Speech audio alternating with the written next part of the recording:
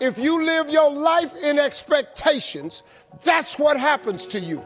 If you live your life in despair, that's what happens to you. If you say all men are dogs, you're going to meet every last one of them. I'll never be rich, you won't. You won't.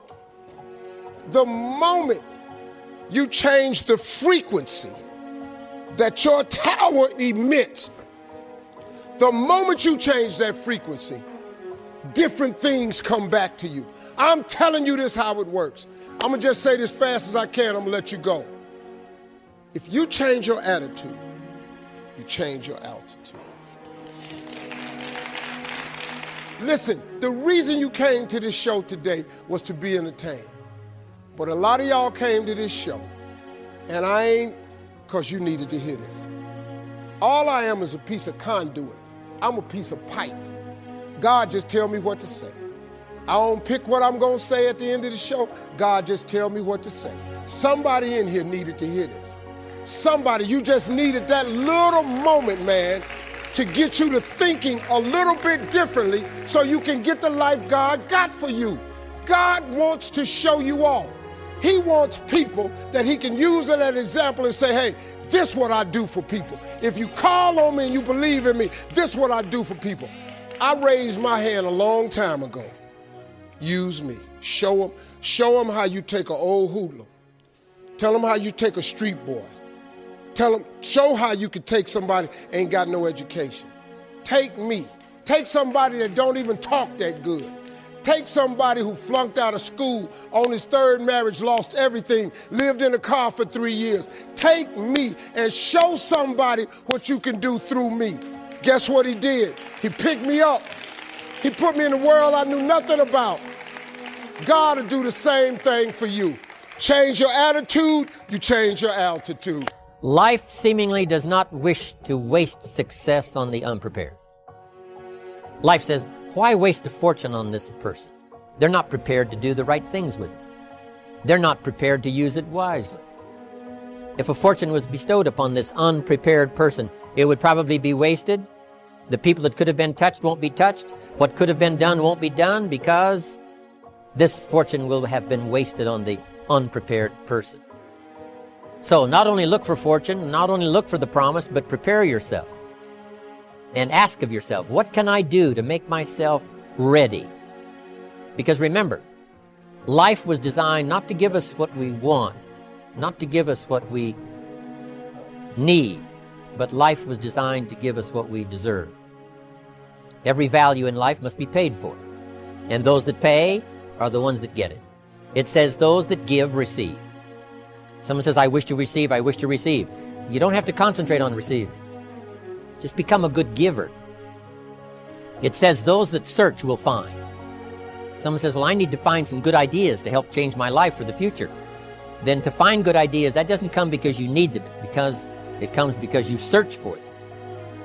If you want good ideas, you got to go after them. You got to go to the class, you got to go to the workshop, you got to go to the training, go to the book, right? You got to go to the journal, right? Go where good ideas are being taught. Go searching, go looking, because good ideas are not going to be wasted on those that are not seeking, searching, well prepared.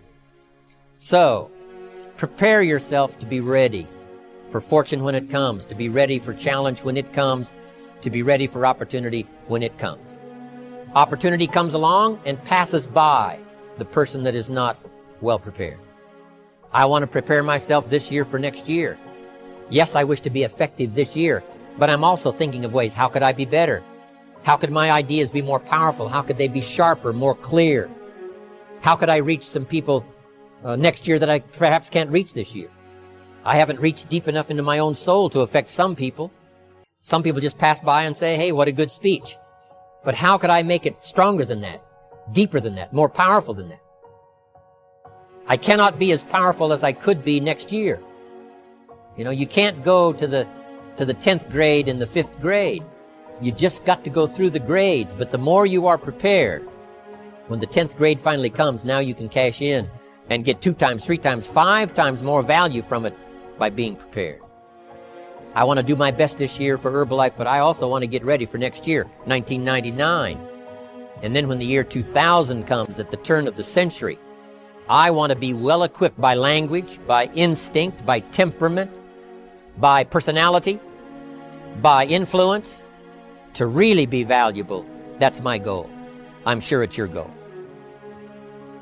If you really want to develop the power of positive thinking as a habit, as a lifestyle, as a strategy for success, then decide right now to find something to appreciate from any seemingly negative person or situation, and develop the habit of giving compliments.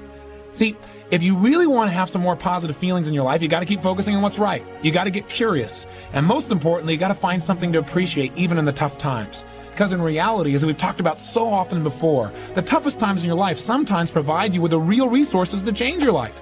So what we've got to do is find something to appreciate. Not someday when things work out. We got to appreciate where we are right now. And this is something I talked to my daughter Jolie about today. Because she's in an experience today where I thought, well, gosh, she's not being very positive. I'm going to talk about positive thinking. Because she came in to see me and she's feeling really sad. She's feeling really down, feeling really frustrated. And you know what her problem is? Her problem is she tried out and won the right to be amongst 3 girls who danced in the Electric Light Parade at Disneyland. And that was about 3 or 4 months ago. She's been going there after school every day, driving from San Diego up to Anaheim, burning herself into the ground, getting up and going to school to be a straight-A student still, and trying to visit with her family and her boyfriend. And she found herself maxing out. Now think about her problem. Her problem is that she gets to be at Disneyland and fulfill a childhood fantasy.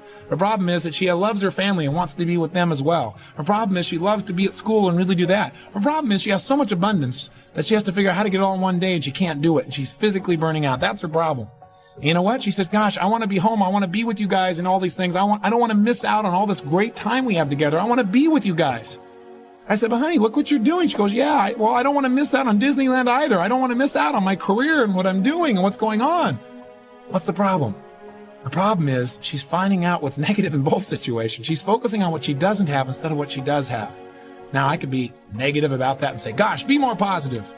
But you know what? In reality, I realized being negative in this situation may not be bad. What do I mean? I don't mean being negative. I mean being intelligent. I mean being critical in your thinking. Seeing what you don't have is sometimes useful too. This is what I promised you in terms of the power of negative thinking. Here's how negative thinking can be useful. I sat down with her and I said, honey, let's look at the advantages and disadvantages of both. Let's not just be positive. Let's look at it. The whole thing is positive. Let's know that no matter what you choose, you've won. You have what most people dream about. But for a moment, let's be a little bit critical. What do you love about Disneyland? What's great about it? What is it giving you? And let's ask the question that maybe we don't ask very times when we're just being purely positive. What isn't it giving you? What are you afraid about? What are you missing by being there? What's great about being at home more? What's great about those things? What's not great about that? Be honest. If you were there, what might happen that's not good? What might you miss out on? And you know what? By getting her to use both positive and negative thinking, or to be more accurate, positive thinking and some critical thinking, looking at what isn't there for the moment, what she is missing out on, and allowing that pain to motivate her, she was able to clarify what's most important in her life and what's the best way to do that. And she came up with a plan that totally empowered her. And after a couple hours of conversation and fun, she looks better than she has in about 6 months because she's finally resolved what's most important. And sometimes just being positive and keeping a stiff upper lip isn't enough. Sometimes you got to stop and say, I am positive. I'm going to approach this from a positive way. I'm going to stay in a positive state. But I'm going to ask some questions some people may think of as negative, which is, what isn't working? Because if you're not willing to look at what isn't working, you can get yourself in trouble. I've been evangelizing one particular message for 2 decades, and it's you can lead without a title. You know, the seduction of society is that you have to have formal power to make a difference, and that's just a lie the world has sold us. The reality is you can lead without a title, and really the difference or the defining trait of a leader is you shift from victimhood. See, victims love making excuses, and if you recite your excuses long enough, you actually think they're going to be true. I see it around the world, you know, people saying these things like, I don't have time to run, or I'm not good enough to be great at my work, or this would never work, or I don't live in the right country, or life is hard. And the more you recite those excuses, you think they're true. So let go of your excuses, start getting some results done, and over time, you're going to rise to your world class. I kept my job at McKinley, and part-time I started in the financial services industry and started to build a team of people and started to get my licenses and that transition. And I struggled like every upstart entrepreneur does. Well, it takes like 3 to 5 years until you really get a few clients, you know. In any business, I don't care if it's financial services, tech, dry cleaners, entrepreneurs, the first 5 years is just full of false starts. Yeah. You get it going, then you don't. You get it going, you take a step forward, you take 3 back. It's constant false starts. It's constantly thinking you have it going. It's constantly negotiating in your mind the price you're paying. Is it worth it? Should I quit? Should I give in? I spent the first 5 years daily contemplating quitting. Yeah. All the time. Because it's not fun. It wasn't fun. And there's just a part of you, I think, in anything you're doing when you're struggling, is this really for me? Is this my destiny? Should I be doing this? And we misread failure from some sign. Is this a sign I shouldn't be doing it? Is this a sign I am, not cut out for this? Instead of looking for signs that you can win, right? And so I spent the first 5 years literally trying to find ways to quit, trying to find ways to get out, struggling.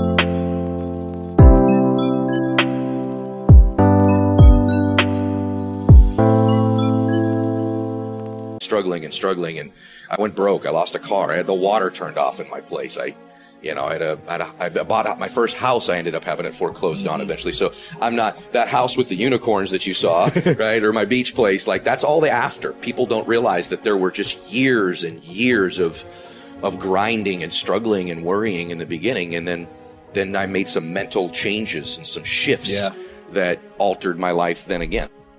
You can think about the world this way. You can think about it as your orderly little plan. That's a place. And you can think about it as the place that things that disrupt your plan comes from.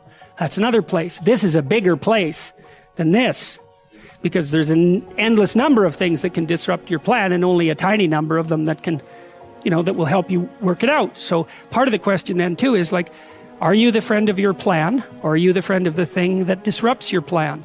And I would say you should work to become the friend of the thing that disrupts your plan, because there's a lot of that.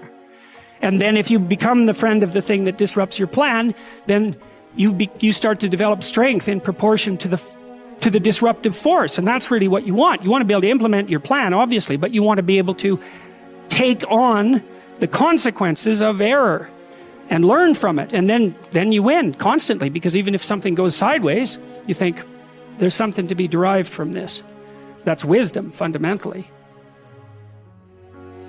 Your brain is divided into 2 halves: positive and negative, good and evil. It don't function on nothing else. Ain't no neutral ground in your brain. Each half of your brain has millions of factory workers on each side. You got 1 million factory workers on the positive side. You got 1 million factory workers on the negative side. At the forefront of each one of those factories in your brain is a foreman. You got foreman positive and you got foreman negative. You are in charge. You're the boss of the factory.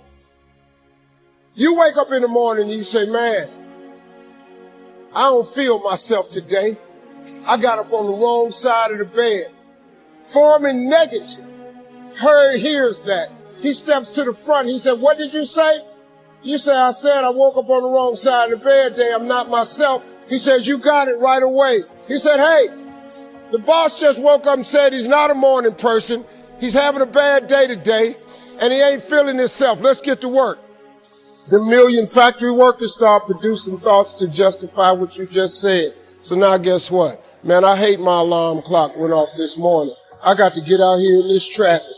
I'm going to drive down here to there. I don't even like these people on my job. And on and on and on. And your day starts tumbling into what you ordered.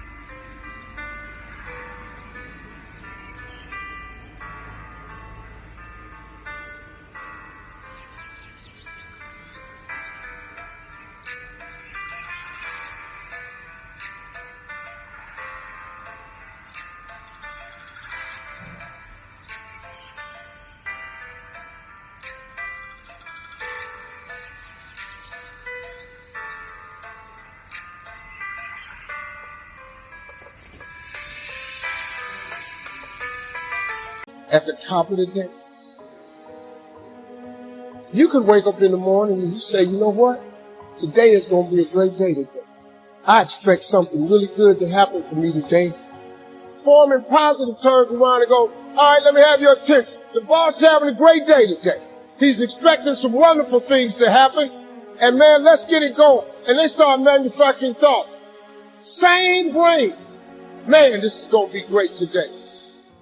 That's how your mind works 24/7. It never turns off.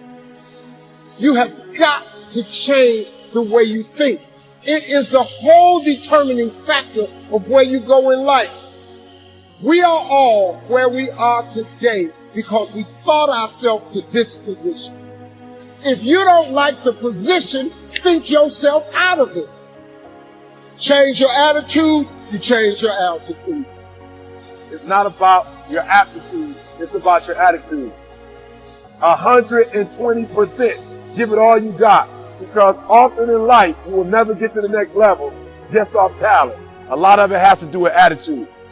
Once you go to work and you put in work, no matter what the situation is, if you learn to put in 120%, I guarantee you one day you'll wake up 3 years from now, 5 years from now, 10 years, I don't know, and you'll make exactly what you want to make.